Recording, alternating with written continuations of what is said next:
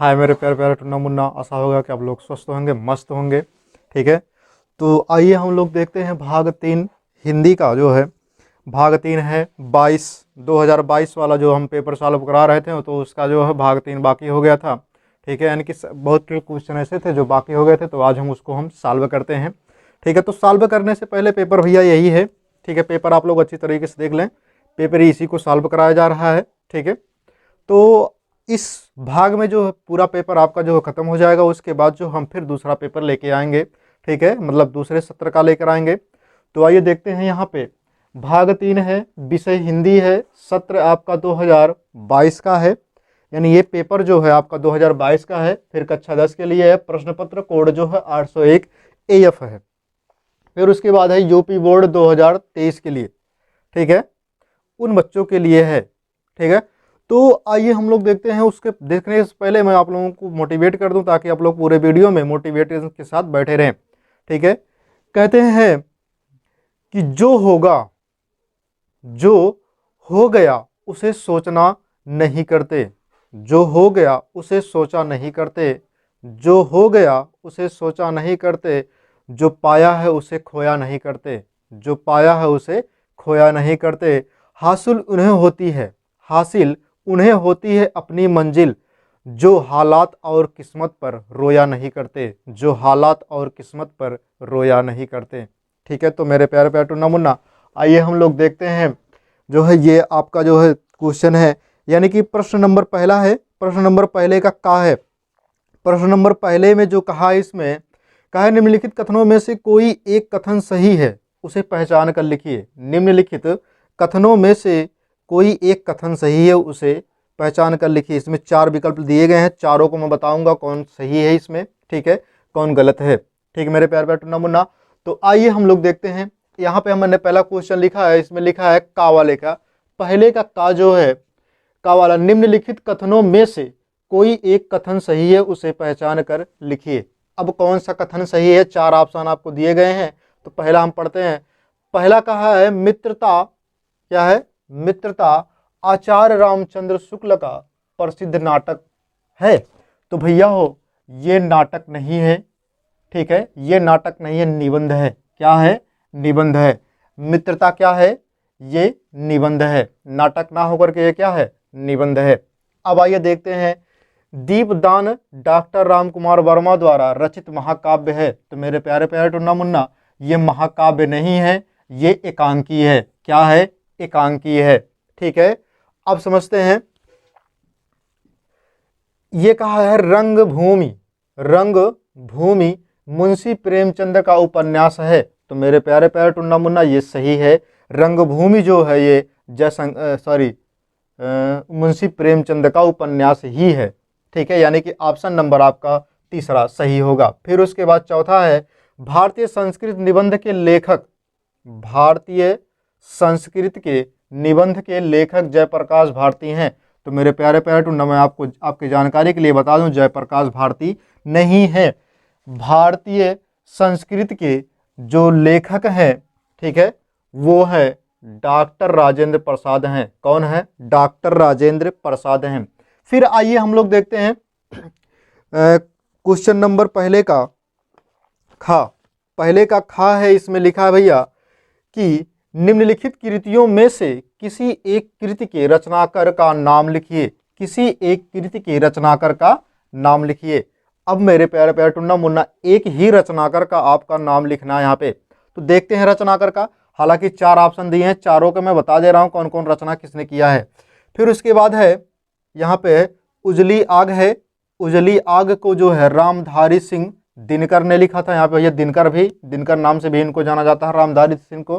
फिर उसके बाद है कंकाल, किसने लिखा था, कंकाल लिखा था जयशंकर प्रसाद ने। किसने, जयशंकर प्रसाद ने कंकाल को लिखा था, यानी कि इसके रचनाकार हैं। फिर है पंचपात्र, पंचपात्र जो है डॉक्टर पद्मलाल पुन्नालाल बख्शी ने लिखा था। डॉक्टर पद्मलाल पुन्नालाल बख्शी ने पंचपात्र को लिखा था। फिर उसके बाद है इतिहास के पन्नों पर, इतिहास के पन्नों पर भगवत शरण उपाध्याय ने लिखा था। भगवत शरण उपाध्याय ने इतिहास के पन्नों पर। ठीक है, ये आपका क्लियर हो गया। फिर उसके बाद हम चलते हैं का के बाद खा। खा गा। अब गा वाला देखते हैं, प्रश्न नंबर 1 का गा। गा वाले में कहा है आत्मकथा विधा के किसी एक लेखक का नाम लिखिए। आत्मकथा, ठीक है, यहां देख रहे होंगे, आत्मकथा विधा के किसी एक लेखक का नाम लिखिए। अब आत्मकथा जो है वो विधा है एक, ठीक है, उसके जो है लेखक एक कहा गया, लेकिन मैं आपको 3 बता दे रहा हूं। तो 3 है, पहला है गुलाब राय, राजेंद्र प्रसाद, मूलचंद अग्रवाल। गुलाब राय, ठीक है, राजेंद्र प्रसाद, मूलचंद अग्रवाल, ठीक है। फिर उसके बाद है इसका जो घा वाला है, पहले का घा है, पहले का घा कहा है इसमें जहाज का पंछी। जहाज का पंछी किसकी कृति है? जहाज का जो पंछी है वो किसकी कृतियां हैं, ठीक है। तो यहाँ पे 4 ऑप्शन आपको मिले हैं, 4 ऑप्शन में जो है जिसकी जो कृति है उसको हमने लिख दिया है। अब जो सही लगेगा उसको वो सही कर दे रहे हैं। फिर इसमें पहला ऑप्शन कहा है जयशंकर प्रसाद। जयशंकर प्रसाद ने जो है प्रेम पंथिक जो है कृतियां इन्होंने लिखा था, ठीक है। फिर उसके बाद है फणीश्वर नाथ जिसको आप रेणु बोलते हैं, क्या बोलते हैं? रेणु बोलते हैं। इन्होंने लिखा था मैला आंचल। क्या लिखा था? मैला आंचल लिखा था, ठीक है, इन्होंने कृति है मैला आंचल। फिर उसके बाद है इलाचंद्र जोशी। इलाचंद्र जोशी ने जो है क्या लिखा था? इलाचंद्र जोशी ने लिखा था जहाज का पंछी, यानी ऑप्शन नंबर 3 आपका क्या होगा? ये सही होगा। ऑप्शन नंबर 3 क्या होगा? सही होगा, जहाज का पंछी, ये सही है। फिर उसके बाद है भगवती चरण वर्मा। भगवती चरण वर्मा जो है वो सीधे सच्ची बातें लिखे थे। क्या लिखे थे? सीधे सच्ची बातें उनकी कृतियां हैं। फिर आइए हम लोग देखते हैं लास्ट वाला, पहले का लास्ट यानी कि अंगा वाला। साहित्य लोचन के लेखक का नाम लिखिए। साहित्य लोचन के लेखक का नाम, तो साहित्य लोचन के लेखक का जो नाम है वो श्याम सुंदर दास हैं। क्या है? श्याम सुंदर दास जी हैं साहित्य लोचन के लेखक। तो मेरे प्यारे प्यारे टुन्ना, आशा होगा कि आप लोगों को समझ में आ गया होगा। अगर समझ में आ गया तो इसका एक बार स्क्रीनशॉट ले लीजिए, उसके बाद जो हम इसको रफ करके फिर आगे चलते हैं।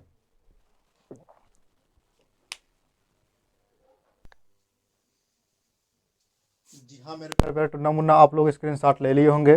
तो आइए हम लोग फिर से चलते हैं तीसरे वाले क्वेश्चन पे। प्रश्न नंबर 3 जो है, तीसरे वाले में का और खा का कर दिया। इसमें कहा है प्रश्न नंबर 3, निम्नलिखित गद्यांशों में से किसी एक गद्यांश के नीचे दिए गए प्रश्नों के उत्तर दीजिए। किसी एक का देना है, 3 दिए गए हैं इसमें प्रश्न, ठीक है, आप लोग देख रहे होंगे, ठीक है, 3 ही दिए गए हैं। तो तीनों को आप जो है यहाँ पे कहा है एक का, लेकिन हम तीनों को सॉल्व करा देंगे। तो प्रश्न नंबर ये आपका जो है आएगा 6 नंबर का आएगा। कितने नंबर का? 6 नंबर का आएगा। तो जो पहला क्वेश्चन यानी कि तीसरे का वाला है, उसमें कहा है कुसंग का ज्वार सबसे भयानक होता है। कुसंग का ज्वार सबसे भयानक होता है।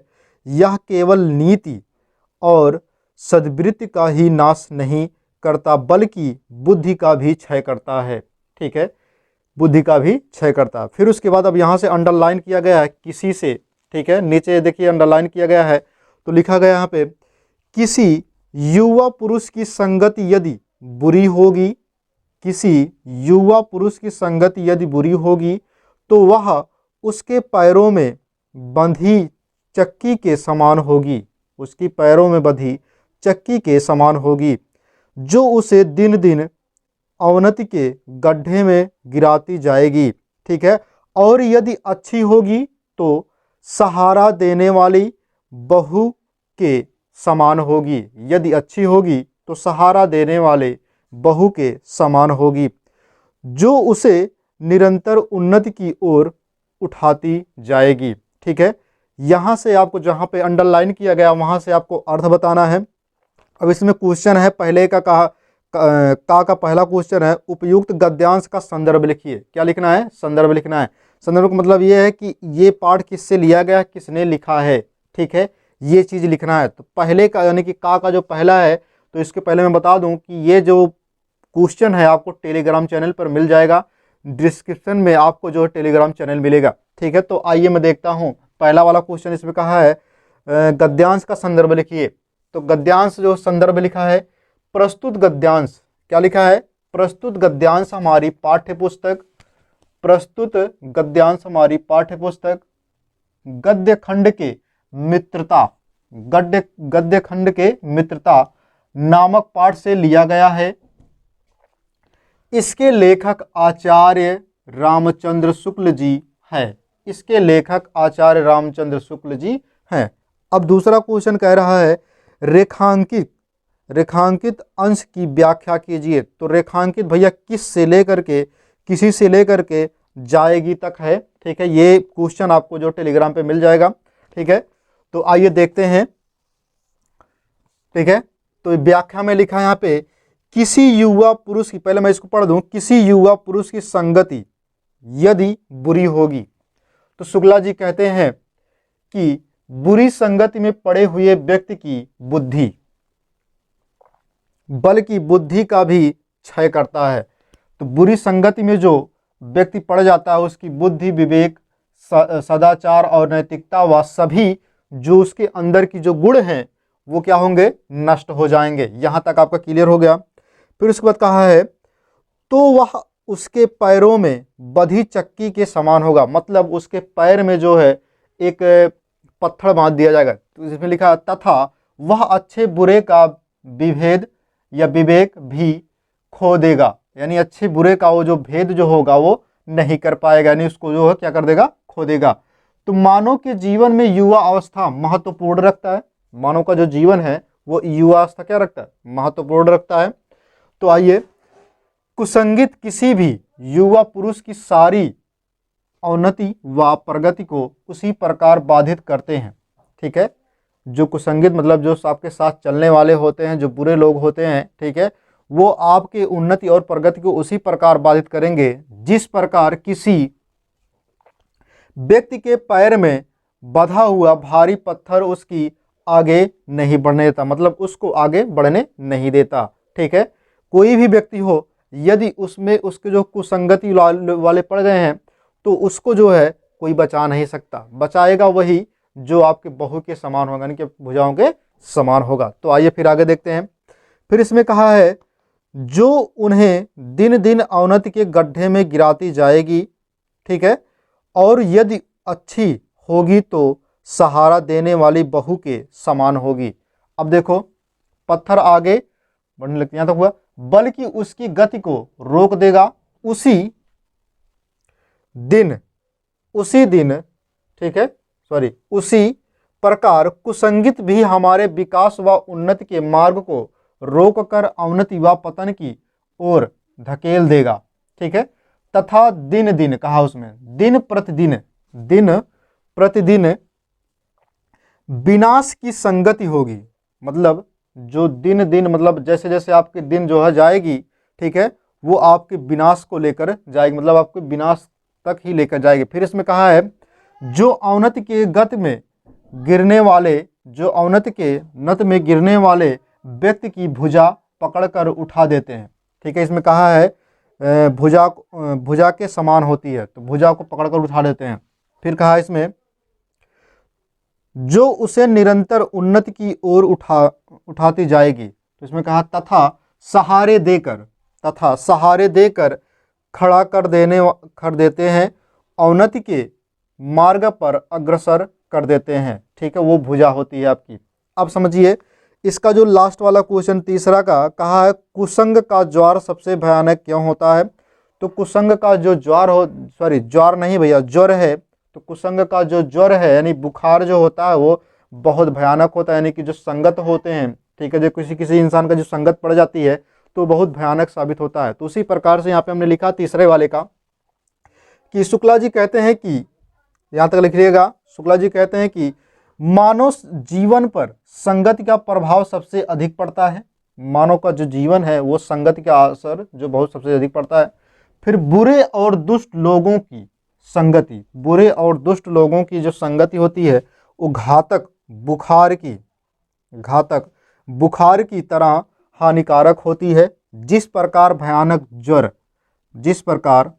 ज्वर यानी कि आपको अगर भयानक जो है बुखार हो जाए, व्यक्ति की संपूर्ण शक्ति व स्वास्थ्य को नष्ट कर देती है। उसी प्रकार से आपका जो है कुसंग का ज्वर जो होता है वो बहुत भयानक होता है। तो मेरे प्यारे प्यारे टुन्ना मुन्ना, ये आशा होगा कि आप लोगों को समझ में आ गया होगा। अगर समझ में आ गया हो तो इसका एक बार स्क्रीनशॉट लीजिए, फिर आगे हम चलते हैं। जी हाँ मेरे प्यारे प्यारे टुन्ना मुन्ना, मेरे प्यारे प्यारे रसगुल्लो, आप लोग स्क्रीनशॉट ले लिए होंगे। तो आइए हम लोग देखते हैं अगला टॉपिक। अगला टॉपिक ये है भैया, जो हम देखने वाले हैं वो टॉपिक है आपका जो है प्रश्न नंबर 4 का। ठीक है, का वाला है। प्रश्न नंबर 4 का जो का है, अगर हम बात कर लें, ठीक है, तो प्रश्न नंबर 4 के का पहला वाला है। ठीक है, यानी कि निरपनः कोरी आशा निरीश्य। ठीक है, यही वाला है भैया, जिसमें ये कहा जाता है कि गोस्वामी तुलसीदास जी ने जो है रामचंद्र के बारे में कहा है। ठीक है, आपको यह पूरा जो है क्वेश्चन नीचे जो है लगा दिया जाएगा। ठीक है, आप लोग नीचे जो है क्वेश्चन को पढ़ते रहेंगे और इसको जो सॉल्व करते रहेंगे। ठीक है, तो आइए हम लोग देखते हैं वो जो आंसर है। कहने का मतलब भैया, तो मैं आंसर बताते चलूँगा।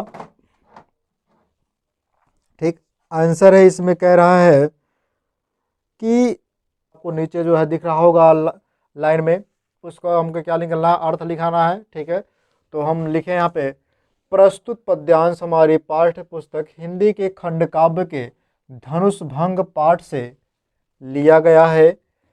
उसके रचयिता गोस्वामी तुलसीदास जी हैं। अब गोस्वामी तुलसीदास जी ने जो उसके बारे में क्या कहा है, इसको समझते हैं। तो गोस्वामी तुलसीदास जी ने व्याख्या किया है कि तुलसीदास जी कहते हैं कि रामचंद्र जी के मंच पर, जब रामचंद्र जी मंच पर चढ़ते हैं तो उस समय जो है अन्य राजाओं के, जो वहाँ के राजा बैठे हुए होते हैं, उनको जो है आशा रूपी रात्र नष्ट हो जाती है। उनकी आशा रूपी जो रात्रि होती है वो क्या हो जाती है, नष्ट हो जाती है। और उनके वचन रूपी तारों के समूह का चमकना बंद हो जाता है। जो वो वचन रूपी जो तारे होते हैं वो चमकना बंद कर देता है, अर्थात वे मौन हो गए हैं। अर्थात वे मौन हो गए यानी कि चुप हो गए हैं। अभिमानी राजा स्वरूपी, ठीक है, राजा रूपी कुमुद जो है संकुचित हो गया है। कपटी राजा रूपी जो है, जो मतलब कपट करने वाले हैं, वो जो है उल्लू छिप गए हैं। मतलब वो अपना उल्लू क्या कर रहे हैं, छिपा रहे हैं। ठीक है, मुनि और देवरूपी चकवे, देवरूपी चकवे शोक रहित अर्थात प्रसन्न हो गए हैं। वे फूलों का वर्षा करा के अपनी सेवा अनुग्रह, जो वहाँ के देवता थे, वो फूल को जो है ले करके जो है उन पे जो है फूल बरसा करके जो है अपनी जो क्या किए थे, सेवा का अवसर प्रदान किए हैं। इसके बाद श्री रामचंद्र जी ने अत्यधिक स्नेह के साथ अपने गुरु विश्वामित्र के चरणों की, जो उनके गुरु थे विश्वामित्र के चरणों में वंदना करके वहाँ बैठे सभी, वहाँ जो सभा में सभी बैठे मुनि थे, उनसे आज्ञा मानी। पुनः तुलसीदास जी कहते हैं कि समस्त जगत के स्वामी, जो पूरे संसार के स्वामी हैं, यानी कि श्री रामचंद्र जी सुंदर मतवाले और श्रेष्ठ हाथी के चाल से चले, जो कि उनकी स्वाभाविक चाल थी। मतलब जैसे हाथी चलती भैया, वैसे ही श्री राम जी भी चलते थे। ठीक है, मतलब मत वाले हाथी की तरह। अब हम समझते हैं, इसमें कहा है काव्य, ठीक है, काव्यगत और सौंदर्य कहा है। तो काव्यगत सौंदर्य क्या होता है इसमें, तो आप लिखेंगे पहले वाले में कि प्रस्तुत पद्यांश में इस बात का स्पष्ट किया गया है कि नगर के समस्त नर नारी चाहते थे कि सीता को वर रूप में राम ही प्राप्त हो। सीता को वर रूप में कौन प्राप्त हो, राम ही प्राप्त हो। तो आइए देखते हैं, यहाँ पे लिखा है भाषा में क्या थी, अवधि भाषा थी उनकी। अब शैली में क्या था, प्रबंध और वर्णात्मक था। रस में कौन था, भक्ति रस था। छंद कौन था, दोहा। ठीक है, अलंकार में रूपक यौम अनुप्रास।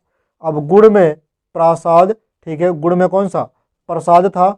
अब उसके बाद 8वां है, क्या थी है, शब्द शक्ति क्या था इसमें, अभिधा, शब्द शक्ति में क्या था, अभिधा व्यंजन, ठीक है, अभिधा व्यंजना भी था। इतना समझ में आ गया। अब आप लोग, अगर आप लोगों को समझ में आया तो इसका एक बार स्क्रीनशॉट लीजिए। बाकी सब जो क्वेश्चन है वो नीचे आपको शेड्यूल लगाती जाएगी, ठीक है, आप उसको देख लीजिएगा। मेरे प्यारे आप लोग जो है स्क्रीनशॉट ले लिए होंगे, तो आइए हम लोग देखते हैं। यहाँ पे क्वेश्चन नंबर 4 आपका हो गया। तो क्वेश्चन नंबर 5 जीवन परिचय है, गद्य और पद्य दोनों का जीवन परिचय यानी लेखक और कवि का, ठीक है। तो अब वो उसको जो है केवल वीडियो के जरिए जो आपको दिखा दिया जाएगा, ठीक है। जीवन परिचय आप लोग अपने बुक से याद कर लीजिएगा, हालांकि आपको दिखा दिया जाएगा, ठीक है, आप लोग याद कर लेंगे। फिर उसके बाद क्वेश्चन नंबर 6 आता, कह रहा है निम्नलिखित संस्कृत गद्यांश का संदर्भ सहित हिंदी में अनुवाद कीजिए, ठीक है, कह रहा है संदर्भ सहित हिंदी में अनुवाद करना है। तो यहाँ पे हमने लिख दिया भैया क्वेश्चन नंबर 6 का लिखा अथवा वाला प्रश्न लिखा है। तो इसमें लिखा है सर्वे भवन्तु सुखिनः सर्वे सन्तु निरामया, यानी सभी लोग सुख हो, ठीक है। अगर हम पहले से बात करें यहाँ पे संदर्भ की, तो लिखना है संदर्भ में प्रस्तुत श्लोक हमारी, ये श्लोक भैया तो श्लोक लिखना पड़ेगा। प्रस्तुत श्लोक हमारी पाठ्य पुस्तक हिंदी के, किसका है, हिंदी में है, हिंदी के संस्कृत खंड के भारतीय संस्कृत पाठ से। यहाँ संस्कृत भैया गलत लिखा है तो इसको सही कर लेना, संस्कृत, ठीक है, संस्कृत खंड के भारतीय संस्कृत पाठ से लिया गया है, ठीक है। इतना तक आपका क्लियर हो गया। फिर उसके बाद प्रसंग में आपको ये लिखना कि इस वाले जो ये आपकी श्लोक है, इस श्लोक में क्या कहा है उसी का पूरा आपको निचोड़ करके लिखना है, मतलब किसके बारे में कहा गया। तो ये जो कहा गया प्रस्तुत श्लोक में भारतीयों को मूल भावना पे प्रकाश डाला गया, जो भारतीय हैं, भारतीय की मूल भावना का प्रकाश डाला गया, ठीक है। फिर अब हम पढ़ते हैं क्या लिखा है अनुवाद में, सर्वे भवन्तु सुखिनः सर्वे, तो सभी लोग सुखी हों, सर्वे सन्तु निरामया, सभी लोग क्या हों, सभी लोग निरोग रहित हों, यानी कि रोगित ना हों।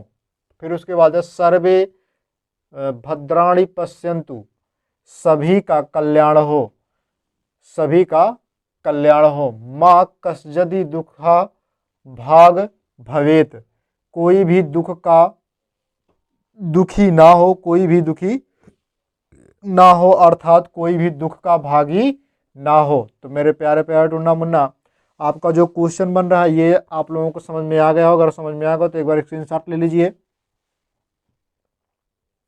अगर आप लोग स्क्रीनशॉट ले चुके होंगे तो यहाँ पे क्वेश्चन नंबर आपका 5 जो है, क्वेश्चन नंबर यानी कि प्रश्न नंबर 5, ठीक है, प्रश्न नंबर 5 हो गया। उसके बाद बच रहा है तुम्हारा प्रश्न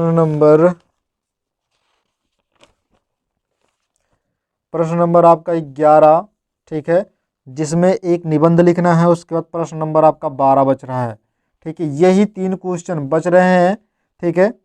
अब प्रश्न नंबर 11 में कहा है इसमें निबंध लिखने को, ठीक है, जो 6 नंबर का आपका आता है। अब प्रश्न नंबर 12 में जो है ये खंड काव्य के आधार पर निम्नलिखित प्रश्नों में से किसी एक का उत्तर लिखना है, ठीक है।